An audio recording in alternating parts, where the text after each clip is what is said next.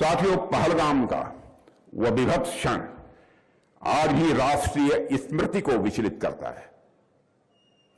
जब हमारे पहलगाम के वहां पर पर्यटन के लिए गए निर्दोष यात्रियों को धर्म पूछकर मारा गया था।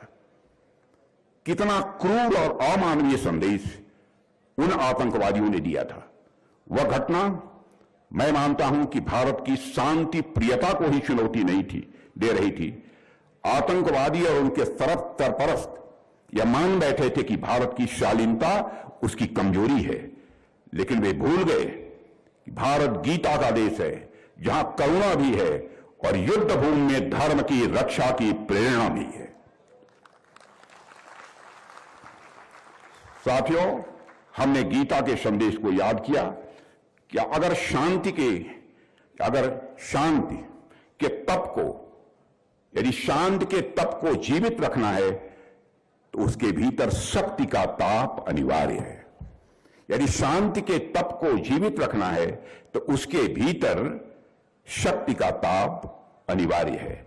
यदि निर्दोषों की रक्षा करनी है तो बलिदान देने का साहस भी उतना ही आवश्यक है। जो लोग हमारी सहिष्णुता को कमजोरी समझ बैठे थे, उन्हें ऑपरेशन सिंदूर के माध्यम से भारत ने ऐसा जवाब दिया जिसे आज तक वह भूल नहीं पाए हैं।